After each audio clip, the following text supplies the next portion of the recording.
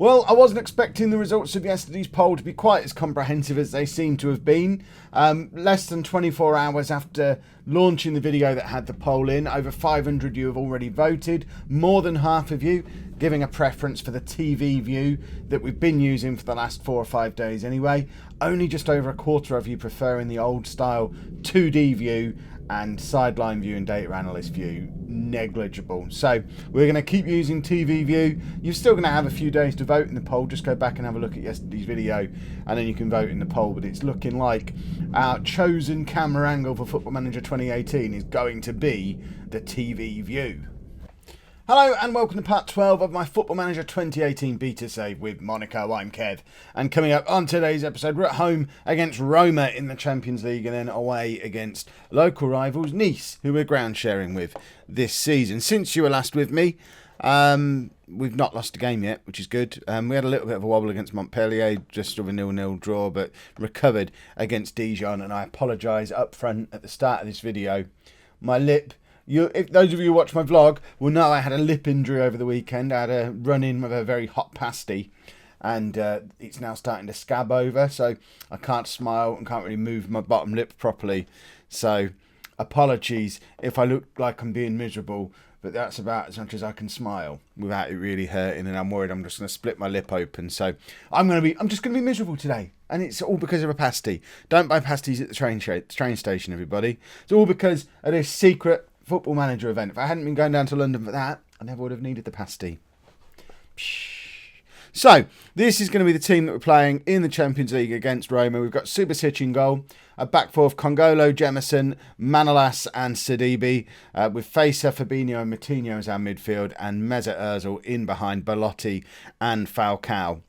I think that at the moment, in my head, is my first choice starting 11. There's an argument that Lamar could be in for Ozil, Tielemans could be in for Moutinho, Glick could be in for Jemison, but I mean, they're just arguments. They're decisions that we'll probably work with as the season goes on. But for now, I think this is our strongest 11, and we need to get out there and have a strong start to our Champions League campaign this year, because we have an even harder group than last year, if that's even possible. I'm just checking that the camera's all set up correctly.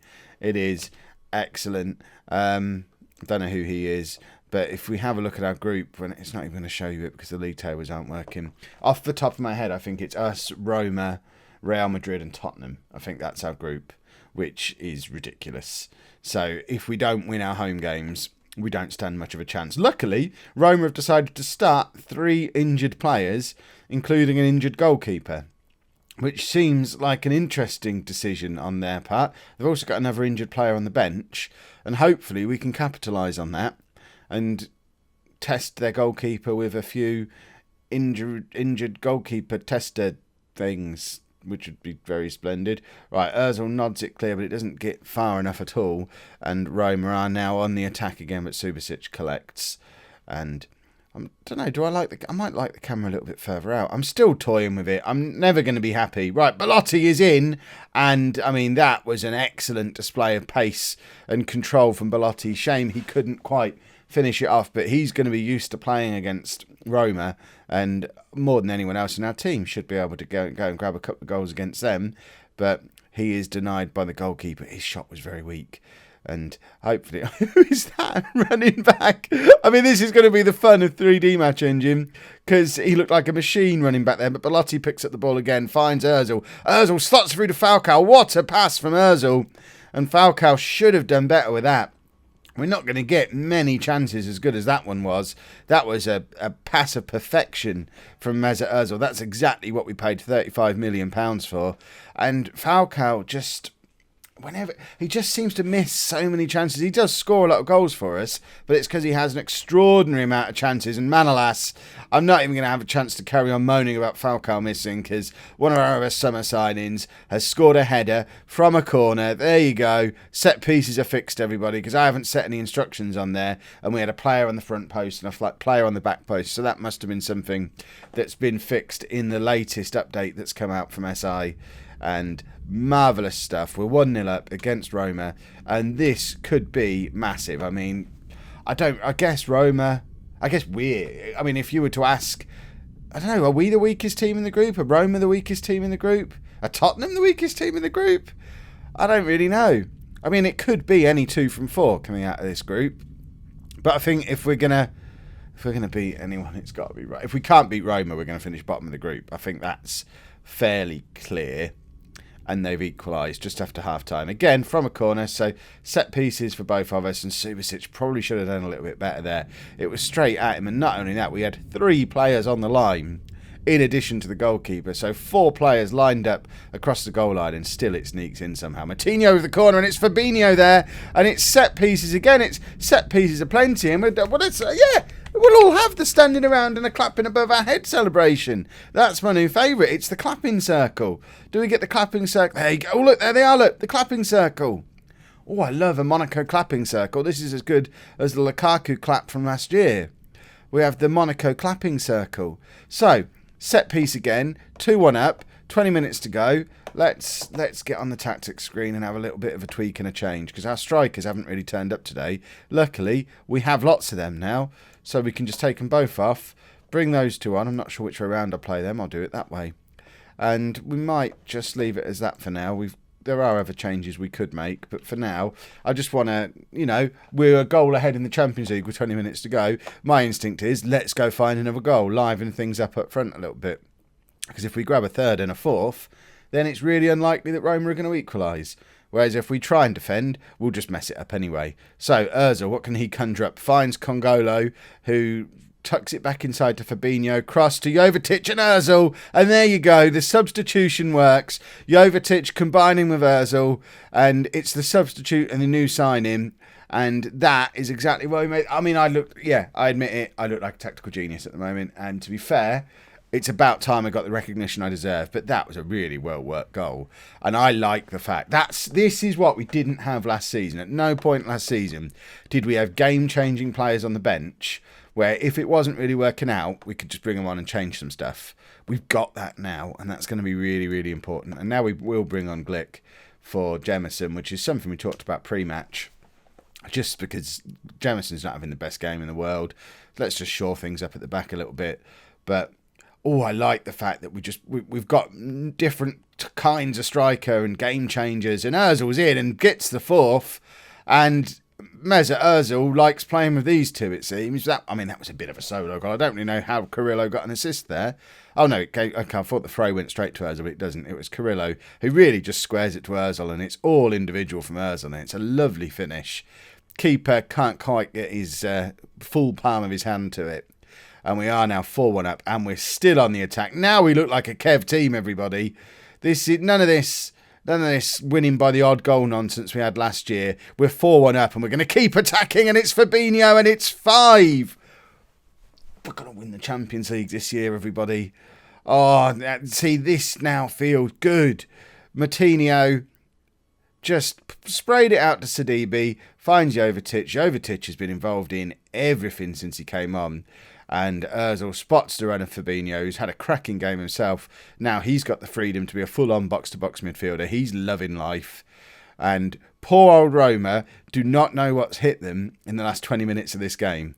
Ozil in again, but we do lose the ball, and Roma are going to try and grab a consolation goal here. And it goes wide. And I think that is probably the last attack of the game. Although it looks like we are going to get to take the goal kicks. There's 15 seconds left. We've got time for a 6th, everybody. Jovetic wins the header, but it ends up with the Roma left back. And now I don't think there is time for anything. The final whistle's going to go any second. And there it is. And we've won 5-1. I love it when my plan comes together. When doing it my way works. It doesn't happen often. When it does, it's so much fun. Couple of changes for the Nice game, just really for a little bit of rotation. Tielemans comes in for Martinho, because at his age, there doesn't seem any point in playing him 2 games in 1 week. Toure comes in for Sidibe.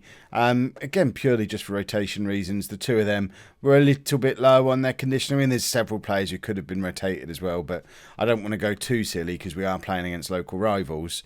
So we'll just do the ones where we have got very good replacements. We probably could have maybe brought Jovetic in from the start because he had a particularly good impact on the match when he came on against Roma, but Who would you drop from the start? We've got Belotti and Falcao up there. You're going to cause a riot by dropping either one of them. I'm succumbing to player power and just keeping them both in the team. And Jovetic will just have to be an impact player until somebody gets an injury or a suspension, and I can figure out how to man up a little bit and decide who to drop. But until then, they both play. Right, Tielemans with the corner, and Falcao's in, and I think it's fair to say set pieces have been fixed. I do so hope that they're not now overpowered, but I know we scored a few from open play towards the end of that last game, but there's been a lot of goals from set pieces on this episode, and I thought Falcao was just going to stick another one in as well. So let me know down in the comments, have you found, since the latest FM18 patch, have you found that set pieces are now working a little bit better for you, or am I just having an unusual run of luck with them on this episode? But then we conceded one from a set piece as well in the last game. Toure now with the cross, and Belotti balloons it over the bar. And I think, despite having a good impact in his first game, Belotti has still only scored that one goal for us on the first day of the season. And I'm talking about not bringing Jovetic into the team. And the more I think about it, the more I'm thinking perhaps Belotti just needs to rotate out for a game or two, just so that he realises, even though we spent an awful lot of money on him, he's not a guaranteed starter, and he does need to actually justify his spot in the team. And Falcao's in. Lovely cross from Tielemans. It was an absolute beauty. Falcao wasn't going to miss from there. And all the criticism of Falcao in the last match, I take it all back.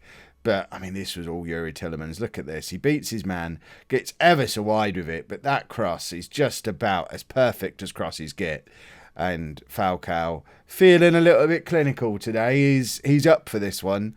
And we're 2-0 up after 25 minutes. And hopefully won't find a way to mess it up from here. And Tielemans has got both assists as well. So he is putting on a very strong argument for a regular start in place of Moutinho. But then Moutinho was very good against Roma. Oh, cliche bingo. It's a nice problem to have. We've now got actual genuine competition for places in a number of positions, which is awesome. And there was a cross came in again, and we were queued up in the middle to tuck that one away, and Falcao very much sniffing around it again, trying to get himself a first half hat-trick, but doesn't quite manage to connect with the ball. And that's 2-1, and let's not get too ahead of ourselves, because that was a little bit sloppy. That's the first proper attack that Nice have had, and we didn't really cope with it very well at all. Toure could have tackled there. We've let Balotelli have a little bit of space to get his cross in, and then we're not marking the guy who's running in from deep. Plus, it's straight at Subasic, and he just pushes it out into the post. So, all in all, not very well defended. Hopefully, we'll just continue outscoring them, though, which is obviously the Kev system. Facer slots it through to Falcao, and he's really unlucky not to have his hat-trick there. That was beautiful football, and Falcao couldn't quite get a strong enough touch on it. And I think that was Jemison from the corner now, again showing that it is more than possible for players to connect with these corners now. So that is well and truly fixed. Oh, Falcao is so unlucky, because he did really well to get there, got a toe on it, it beat the keeper, and not quite with enough oomph on it for it to cross the line. But that's the sort of thing that you wouldn't see on the 2D match engines. It would just be the dots, and you wouldn't know quite how much of a stretch Falcao was on, and just how the ball was creeping towards the line. That was all. Oh, it was a fun sequence, but it would have been even more fun if it had ended with a goal. And that one did end with a goal. I thought that had gone wide initially.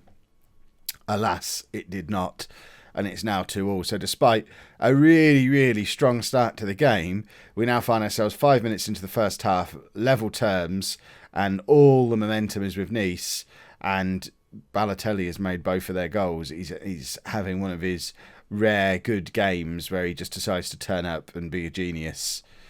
So we need to figure out a plan for that. Belotti really not playing very well at all. Tielemans with another corner. Can we make something of this one? We can! And it's Jemison. Oh, goodness me. Have they overpowered corners now? Or I can't think of any other explanation for it. It's like it's 2014 again, or whenever it was when corners were really, really effective. When was that? 14, 15? Oh, Tielemans has got a hat-trick of assists, though. and 2 of them have come from corners. He's got another one here. Tielemans with another corner, and it's another goal. We've scored 3 corners in this game. Was it 2 in the last game? I don't know if Yuri Tielemans perhaps just hits a perfect corner, but it's absolutely spot on again. It's his 4th assist of the game, and Tielemans is putting on a set-piece clinic. Right.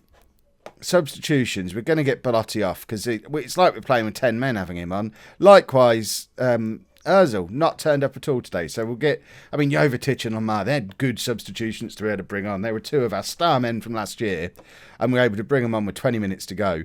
Teams must be starting to get a little bit afraid of us. And Lamar is in and really should have scored, especially from the rebound where he almost had an open goal. But at 4-2, with fresh legs up front, you would back us to go on and score more goals again. And if this is going to be how we do things now, we just explode into a pile of goals towards the end of a game, I can get on board with that. We'll bring Sidibe on for Congolo for the last 10 minutes, just to give him a little bit of a rest. He's not had the best of games. Sidibe can obviously play either side at full-back, which is very handy. And it looks like we're just letting this one wind down, actually, after all that talk of freshening up the attack and excitement and all that stuff. Neither of them. I haven't even seen Jovetic in a highlight. He's in there somewhere, over at the top of the screen now. We haven't really got time for anything here. I don't know why the highlight is still going, but it is Jovetic on the ball now. It's out to Toure. Have we got time for a 5th? And we haven't, because it's headed clear. That is the final whistle. Tielemans, what a performance from him. Although I think he had a massive assist from Sports Interactive, and fixing the corner issue maybe a little too fixed. Let me know down in the comments what your thoughts on that are. If you've enjoyed today's episode, please make sure you give it a nice big thumbs up for me. Subscribe to the channel if you'd like to see more. And thank you very much for watching.